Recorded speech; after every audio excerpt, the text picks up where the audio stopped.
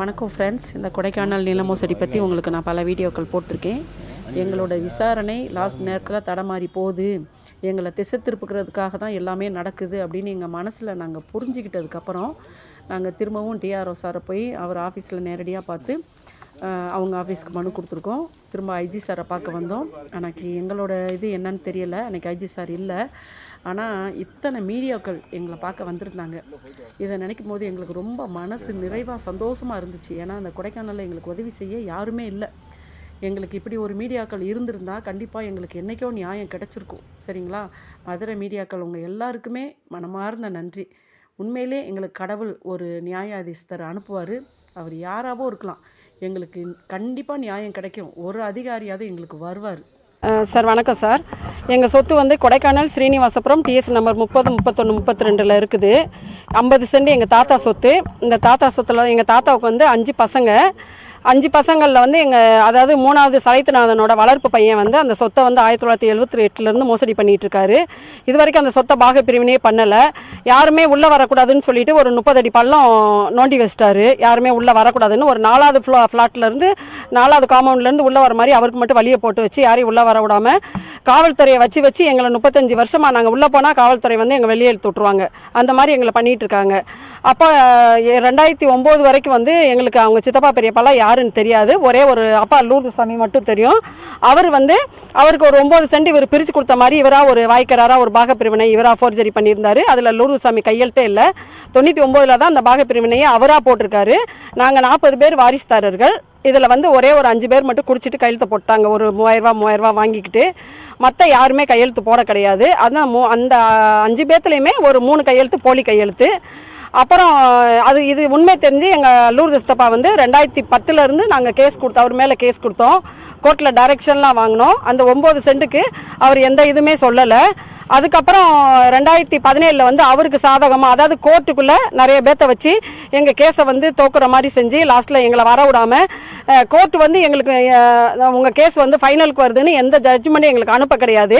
இவங்களுக்குள்ளேயே பேசி முடித்து அவருக்கு நாங்கள் வராத மாதிரி அந்த லூர்துசாமி வராத மாதிரி ஒரு ஆர்டரை வாங்கி வச்சுக்கிட்டாரு. ஆவண எண் 190/1998. அந்த ஆவண எண் வந்து வெறும் 9 சென்ட்டுக்குள்ளது மட்டும்தான். அதுக்கப்புறம் 2022 தான் மற்ற எல்லா சித்தப்பா பெரியப்பா ஒன்று சேர்ந்தோம். அப்புறம் மதுரை லாயர்களை பிடிச்சி கொடைக்கானலில் 7-8 லாயர் வச்சோம். எல்லாரையுமே அவர் கரெக்ட் பண்ணிடுறாரு. அப்புறம் மதுரையில் வந்து ஒரு வக்கீலை பிடிச்சி நாங்கள் வந்து கேஸ் கொடுத்தோம் 2022. அவர் எப்படியோ அவங்கள வந்து ஃபஸ்ட்டு இந்த கேவியட் போட்டப்லேயே அவங்கள கரெக்ட் பண்ணிட்டாரு. 2024 எங்கள் கேஸ் வந்து ஃபைலே பண்ண விடாமல் எங்கள் கேஸ் அவர் கையில் இருக்கும்போதே கோர்ட்டுக்குள்ளே இருக்கும்போதே 3 பேர் கை மாறிடுச்சு. அப்போ நான் என்னோடய வக்கீல்கிட்ட கேட்டேன், என்னங்க சார் உங்கள்கிட்ட பேப்பர் இன்னும் நீங்கள் கோர்ட்டில் ஃபைலே பண்ணாமல் வச்சுருக்கீங்க, இந்த மாதிரி கை மாறிக்கிட்டே இருக்கணும்னா எங்கேப்பானா என்னம்மா, அப்பா சாகுறதுக்குள்ளே அந்த சொத்து நமக்கு வந்துடும், அப்பாட்ட ஸ்டேட்மெண்ட் வாங்கணும்னு சொல்லி 95 வயசு அப்பா அந்த இதில் இருக்கார் பாருங்க. அவர் 2010 வந்து சாருக்கு டிஏஜி சார் கொடுத்தது அந்த மனு. அது மாதிரி லூர்துசாமி ரொம்ப அலைஞ்சு கடந்த மாதம் இறந்துட்டார். 2013 அவர்கிட்ட எஸ்பி ஆஃபீஸில் கூப்பிட்டு கையெழுத்து கேட்டிருக்காங்க. நான் சொத்தை விற்றுட்டேன் அப்படின்னு சொல்லி கையெழுத்து கேட்டிருக்காங்க. அவர் போடலை. மிரட்டி கையெழுத்து கேட்க போடலை. இப்போ மே மாதம் 9ஆம் தேதி எங்களை எல்லாரையும் வர சொல்லி இந்த தம்பி அருண்கிட்ட வந்து அவரோட பையன், அவர் இறந்துட்டாரு, அவரோட பையன்ட்டு கூப்பிட்டு ஒரு வெத்து பேப்பரத்தில் கையெழுத்து கேட்டாங்க. நில மோசடி பிரிவில் அவர் கையெழுத்து போடலைன்னு சொன்னோம். எங்களை விரட்டி விட்டாங்க. இப்போ பழையபடி வேலை நடக்குது. இப்போ ஆர்டிஓ சார் எங்கள் மேலே அன்னைக்கு நீதிமன்றத்தில் போய் நடுவர் நீதிமன்றத்தில் திண்டுக்கல்ல உட்காந்துட்டோம் ஏப்ரல் 8ஆம் தேதி. அப்போ நீதியம்மா வந்து டேக் நெசசரி ஆக்ஷன் சொல்லி கொடுத்துட்டாங்க. அந்த விசாரணையே ஆர்டிஓட்ட போயிருக்கு. ஆர்டிஓவும் பேப்பர் எடுத்து உங்கள் பேப்பரில் தப்பு நடந்திருக்குமா, நாங்கள் வந்து 80 உங்கள் பேப்பர் எப்படி இருந்துச்சோ அப்படி வச்சிடறோன்னு சொன்னார். இவங்க லேட் பண்ண அவன் பேப்பர் வந்து அவன் வந்து வேலை செஞ்சுக்கிட்டே இருக்கான். அப்போ ஆர்டிஓ சார்கிட்ட நாங்கள் சொன்னோம். ஆர்டிஓ சார் வந்து இப்போ இந்த 2 நாள் ஆர்டர் தரேன்னு சொல்லியிருக்காரு. ஆர்டிஓ நிறுத்தினாலும் வேலையை செஞ்சுக்கிட்டே இருக்கான். காவல்துறை வந்து காவல்துறை மேலேயே தப்பு இல்லை, காவல்துறை 2-3 தடவை அனுப்பிட்டாங்க, ஆனாலும் வேலை செஞ்சுக்கிட்டே இருக்கா. அப்படி அப்போ யார் சார் எங்களுக்கு நியாயம் கிடைக்கிறது சொல்லுங்கள்? கோர்ட்டில் போனால் எங்கள் பேப்பரை ஃபைலே பண்ண விடாமல் ரிஜெக்ட் பண்ணுறாங்க. இப்போ ஏப்ரல் 8 அந்த லூர்துசாமி கேஸுக்கு அவர் வாங்கின ஆர்டருக்கு திரும்ப ரீஸ்டோர் கொடுத்துருக்கோம். அதுவும் எங்களை மார்ச் 13 கொடுத்துருக்கோம் பழனி கோர்ட்டில். அதுவும் எங்களுக்கு நம்பர் ஆகாமே வச்சுருக்காங்க. இவர் வேலை செஞ்சுக்கிட்டே இருக்காரு. ஐஜி சார்கிட்ட நாங்கள் மே மாதம் பேசினப்ப டிஐஜி சாருக்கு போய் மனு கொடுங்க. நாங்கள் டிஐஜி சார் கொடுத்தோம். இது வரைக்கும் எந்த ஆக்ஷனும் எங்கள் மேலே எடுத்தேன். ஆனால் அவன் எஸ்பி ஆஃபீஸில் ஏதாவது எங்கள் மேலே ஒரு கம்ப்ளைண்ட் கொடுத்தா உடனே வந்து கேட்குறாங்க. சிஎம் செல்லுக்கு 40 முறைக்கு மேலே நாங்கள் மனு கொடுத்துருக்கோம். 40 முறைக்கு மேலே. ஆனால் அவங்க விசாரணைக்கு அனுப்புகிறாங்க. ஆனால் எங்கள்கிட்ட ஸ்டேட்மெண்ட்டே கேட்க மாட்டாங்க. இவங்களா வச்சு அனுப்பி விட்டுறாங்க. இப்போ சாரி கிட்ட ஐயா கிட்ட நியாயம் கேட்கறதுக்காக வந்திருக்கோம். எங்களோட அதாவது லூர்து சாமி சொல்லுமா. அதாவது நாங்கள் 5 அப்பாவுக்குள்ள வாரிசு இருக்கிறோம். 10, 50, 60 பேர் இருக்கிறோம்.